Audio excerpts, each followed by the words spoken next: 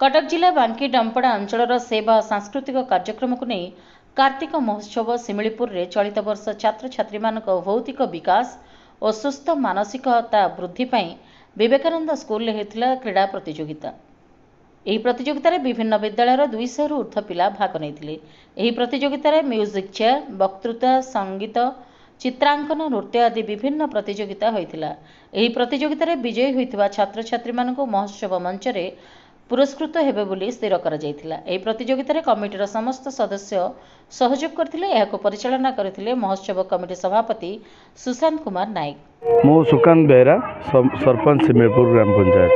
कौन कहे आगे कार्तिक महोत्सव केत वर्ष है केमती कौन चलती? कार्तिक महोत्सव दीर्घ 14 वर्ष है तार माने आमर ग्रामांचल तार गोटे अलग प्रकार तार परिचय अच्छी। कार्तिक महोत्सव कमिटी पिलानु धन्यवाद भी दौर ये द्वारा से मैंने 14 वर्ष है गोटे सांगठनिक कार्यक्रम करवाटा एटा छोट कथा नुहे। यार तांकर मध्य सभापति सेक्रेटरी गोटे आनुष्ठानिक भाव से प्रति वर्ष करुँच। एथर 2025 से कार्यक्रम आमर 5 तारीख रू 8 तारीख पर्यंत अच्छी कि सांस्कृतिक कार्यक्रम सहित मैंने आमर जोड़ा आम गेस्ट आसी कि मेलोडी हो गीत नाच प्रोग्राम अच्छी। आहरी सबुठ बड़ कथा हूँ 13-14 तारीख में आमर यही कार्तिक महोत्सव पिला द्वारा ग्राम आउ गोटे ग्रामवासी निजस्व नाटक निजे निजे नाची नाच कराऊँ निज डायरेक्टर डाकी निजे नाच प्रदर्शन करेंगे से ग्रामांचल संस्कृति में गोटे बहुत शुभंकर खबर। लोक तो यात्रा लक्ष टका मगाऊँ किंतु निजे शिखी नाच कर लोक मागणा देखा यहाँ हूँ सब बड़ कथा। महोत्सव को लेकिन कौन बार्ता है? महोत्सव हूँ भाईचारा। ग्रामांचल महोत्सव देखो बांकी महोत्सव देखुए सी गोटे बांकी गोटे आमर माने डिस्ट्रिक्ट लेवल रे तार ना जमी तेणु आमर बांकी डंपड़ एरिया आमर एमती बहुत ये बहुत महोत्सव चलती।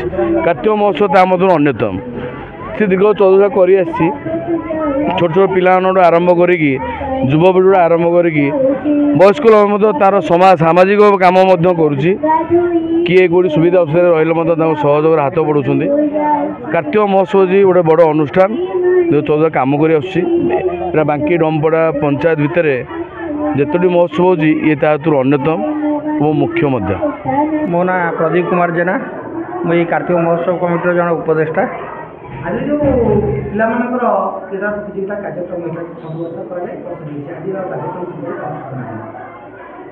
आज बहुत भल भाव पिला भर प्रतियोगिता आयोजन करा कार्तिक महोत्सव कमिटी तरफ पिलाने बहुत खुशी अच्छा।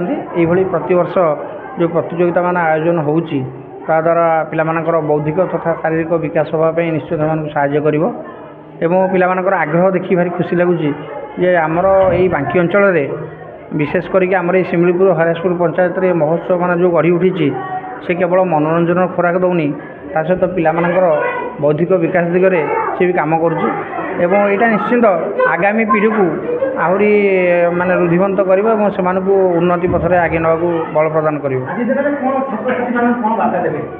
आमे तो वार्ता दौचे या जे देख तुमर उत्तर पीढ़ी जितेबाला महोत्सव मान आयोजन कर कार्तिक महोत्सव जो मैंने कर धन्यवाद देवी जे आपण मान पिला से गोटे पथ प्रदर्शक होती से माने केवल महोत्सव करना ता सहित से माने समाज सेवामूलक कार्यक्रम काली गोटे रक्तदान शिविर होता है एवं ता सहित से माने केमती पिला मानकर पाठपढ़ा साहाय्य करवा विभिन्न सामाजिक कार्य करवा मंदिर उन्नति करवा एवं ये आहरी बहुत किसी अनुष्ठान करुँच।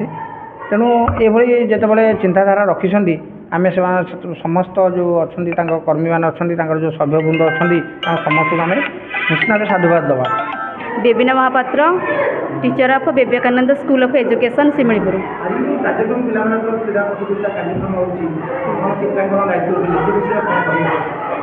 आज आगु आमर कार्तिक महोत्सव अनुष्ठित होगा जाऊँगी से अवसर में मो बांकी डंपड़ा ब्लॉक अंतर्गत सिमिलीपुर ग्राम कार्तिक महोत्सव उपलक्षे छोट छोट पिला नहीं आज गोटे क्रीड़ा आउ सांस्कृतिक प्रोग्राम चली अनुष्ठित होती। यही महोत्सव रे छोट छोट पिलामानकर शारीरिक मानसिक बौद्धिक विकास होगा संगे संगे से मनरे आध्यात्मिक और ସାଂସ୍କୃତିକ ଦିଗ ପ୍ରତି ତାଙ୍କମାନଙ୍କର ଯେମିତି ମନୋଭାବ ସୁଦୃଢ଼ ହେବ ସେଥିପାଇଁ ଆମର ଏହି ଅନୁଷ୍ଠାନ ସତଚେଷ୍ଟା କରିଛି ଏବଂ ପିଲାମାନଙ୍କ ମଧ୍ୟରେ ଉତ୍କଣ୍ଠତା ଜାଗ୍ରତ କରାଇଛି। ଛୋଟ ଛୋଟ ପିଲାମାନଙ୍କୁ ଆଜି ଦିନରେ କ'ଣ କହିବେ ଆଜ୍ଞା? ଛୋଟ ଛୋଟ ପିଲାମାନଙ୍କୁ ମୋର ଆଜିର ଅନୁରୋଧ ତାଙ୍କ ପିଲାମାନଙ୍କ ସହିତ ତାଙ୍କ ଗାର୍ଡ଼ିଆନ୍ମାନଙ୍କୁ ବି ଅନୁରୋଧ କରୁଛି ଏଭଳି ପ୍ରୋଗ୍ରାମରେ ନିଜର ପିଲାମାନଙ୍କୁ ଅଂଶଗ୍ରହଣ କରିବା ପାଇଁ ସୁଯୋଗ ଦିଅନ୍ତୁ। ସେମାନଙ୍କର ଚାରିତ୍ରିକ ବିକାଶ ହେବା ସଙ୍ଗେ ସଙ୍ଗେ ସାମଗ୍ରିକ ବିକାଶ ହୋଇପାରିବ। ଏତିକି ମୋର ଭାବା କାର୍ତ୍ତିକେଶ୍ୱରଙ୍କ ପାଖରେ ଅନୁରୋଧ। ନମସ୍କାର। କାର୍ତ୍ତିକ ମହୋତ୍ସବ ସଭାପତି ଶିମିଳିପୁର। କ'ଣ କହିବେ ମହୋତ୍ସବ ନେଇ? ବାଙ୍କି ଡମ୍ପଡ଼ା ଅଞ୍ଚଳର କାର୍ତ୍ତିକ ମହୋତ୍ସବ ଏକ ସେବା ଓ ସାଂସ୍କୃତିକ ଅନୁଷ୍ଠାନ। ଚଳିତ ବର୍ଷ କାର୍ତ୍ତିକ ମହୋତ୍ସବ 14 ବର୍ଷରେ ପଦାର୍ପଣ କରୁଛି। ନଭେମ୍ବର 5 ତାରିଖରୁ 8 ତାରିଖ ପର୍ଯ୍ୟନ୍ତ କମର୍ସିଆଲ କାର୍ଯ୍ୟକ୍ରମ ଷ୍ଟେଜ୍ କାର୍ଯ୍ୟକ୍ରମ ଅଛି। ଓଡ଼ିଶାର କୋଣ ଅନୁକୋଣରୁ ମେଲୋଡ଼ି ଡ୍ୟାନ୍ସ ଏବଂ ଛୋଟ ଛୋଟ ପିଲାମାନଙ୍କର କାର୍ଯ୍ୟକ୍ରମ ପାଇକ ନାଚ ବିଭିନ୍ନ ପ୍ରକାର ସାଂସ୍କୃତିକ କାର୍ଯ୍ୟକ୍ରମ କରାଯାଉଛି ଏବଂ 13 ତାରିଖ ଆଉ 14 ତାରିଖ ମହୋତ୍ସବ ତରଫରୁ 2ଟି ନାଟକ ପରିବେଷଣ କାର୍ଯ୍ୟକ୍ରମ ମଧ୍ୟ କରାଯାଉଛି। ଆଉ ଚଳିତ ବର୍ଷ ବ୍ଲଡ଼ ଡୋନେସନ୍ କ୍ୟାମ୍ପ ଛୋଟ ଛୋଟ ପିଲାମାନଙ୍କର କ୍ରୀଡ଼ା ପ୍ରତିଯୋଗିତା ପିଲାମାନଙ୍କର ଶାରୀରିକ ମାନସିକ ଓ ବୌଦ୍ଧିକ ନିବାସ ନିମନ୍ତେ ଯେଉଁ କାର୍ଯ୍ୟକ୍ରମ ଉଦ୍ଦିଷ୍ଟ ତାହା ମଧ୍ୟ ଏ କାର୍ତ୍ତିକ ମହୋତ୍ସବ କରୁଛି। ଆଉ ସମସ୍ତ ଜନସାଧାରଣଙ୍କୁ ଅନୁରୋଧ କରୁଛୁ ଏହି କାର୍ତ୍ତିକ ମହୋତ୍ସବରେ ସମସ୍ତେ ଆସନ୍ତୁ ଏବଂ ସହଯୋଗ କରନ୍ତୁ। ସ୍ୱର୍ଣ୍ଣପ୍ରଭା ବେଉରା, ମୁଁ ଏସ୍ଏଚ୍ ବିଦ୍ୟାପୀଠ ହରିରାଜପୁର ଛାତ୍ରୀ ଅଟେ, 10ମ ଶ୍ରେଣୀର ଛାତ୍ରୀ ଅଟେ। ଏଠି ଯେଉଁ ଆସିଥିଲା କେଉଁ କମ୍ପିଟିସନ୍ ଭାଗ ନେଇଥିଲେ? ମୁଁ ନେଇଥିଲି ଡିବେଟ୍ ଆଉ କୁଇଜ୍ରେ। ଆଜି କ'ଣ କାର୍ଯ୍ୟକ୍ରମ ହେଉଥିଲା ତୁମ ସ୍କୁଲରେ? ଆଜି ହେଉଥିଲା ଡିବେଟ୍ ପ୍ରତିଯୋଗିତା। ଏହା ହେଉଛି କାର୍ତ୍ତିକ ମହୋତ୍ସବ ଉପଲକ୍ଷରୁ ପାଳିତ ହେଉଛି ଏହିସବୁ ପ୍ରତିଯୋଗିତା। ଏହା ହେଉଛି ପିଲାମାନଙ୍କର ଉତ୍ସାହ ଏବଂ ଆଗ୍ରହକୁ ବଢ଼ାଇବା ପାଇଁ ଏବଂ ମୁଁ ଧନ୍ୟବାଦ ଦେବି ଯେ କାର୍ତ୍ତିକ ମହୋତ୍ସବ କମିଟିକୁ ଯେ ଏଭଳି ପିଲାମାନଙ୍କର ଉତ୍ସାହ ଏବଂ ଆଗ୍ରହକୁ ବଢ଼ାଇ ପାରୁଥିବାରୁ। ଆଜି ଏ କାର୍ଯ୍ୟକ୍ରମ ଯୋଗ ଦେଇ ତୁମେ କେତେ ଖୁସି, ତୁମ ସାଙ୍ଗସାଥିମାନଙ୍କୁ କ'ଣ କହିବ?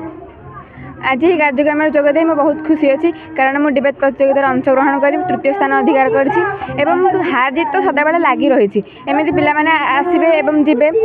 ଏଇଟା ହେଉଛି ପିଲାମାନଙ୍କ ଆଗ୍ରହକୁ ବଢ଼ାଇବା ପାଇଁ, ପିଲାମାନେ କେମିତି ଆଗକୁ ବଢ଼ିପାରିବେ ଏଠି ସେଇଭଳି କାର୍ଯ୍ୟକ୍ରମ ହେଉଛି। ଆଉ ମୋ ନାଁ ହେଉଛି ଶ୍ରେୟଶୀଳନ ନାୟକ, ଘର Makundapur, Vivekananda school of education ଶିମିଳିପୁରର 8ମ ଶ୍ରେଣୀର ଛାତ୍ରୀ। କ'ଣ କାର୍ଯ୍ୟକ୍ରମ ଥିଲା, କ'ଣ କେଉଁ କମ୍ପିଟିସନରେ ଭାଗ ନେଇଥିଲେ? କୁମାର କାର୍ତ୍ତିକ ମହୋତ୍ସବ ଆମର ହେଉଛି। ମୁଁ ଡିବେଟ୍ କମ୍ପିଟିସନରେ ଭାଗ ନେଇଥିଲି ଆଉ ନୃତ୍ୟ କମ୍ପିଟିସନରେ ଭାଗ ନେବି। ଏଠି ବିଭିନ୍ନ ପ୍ରକାର କମ୍ପିଟିସନ୍ ମଧ୍ୟ ହେଉଛି ଆଉ ସମସ୍ତେ ଆସନ୍ତୁ କମ୍ପିଟିସନରେ ଭାଗ ନିଅନ୍ତୁ। କେତେ ବର୍ଷ ଧରିକି ସ୍କୁଲରେ କାର୍ଯ୍ୟକ୍ରମ ହେଉଛି କାର୍ତ୍ତିକ ମହୋତ୍ସବ କେତେ ବର୍ଷ ଧରି ନେଲାଣି? ମୁଁ 3 ବର୍ଷ ହେଲା ନେଲିଣି। ଏବେ ଆପଣ ପୁରସ୍କାର ପାଇଛନ୍ତି? ଆଜ୍ଞା। କ'ଣ ଅନ୍ୟ ଛାତ୍ରଛାତ୍ରୀମାନଙ୍କୁ ବାର୍ତ୍ତା ଦେବେ? ସମସ୍ତେ ଆସନ୍ତୁ କାର୍ତ୍ତିକ ମହୋତ୍ସବର କମ୍ପିଟିସନରେ ଭାଗ ନିଅନ୍ତୁ। କଟକ ଜିଲ୍ଲା ବାଙ୍କିରୁ ଶିବପ୍ରସାଦ ସାହୁଙ୍କ ରିପୋର୍ଟ, ପ୍ରାଇମ୍ ଟିଭି ଓଡ଼ିଶା।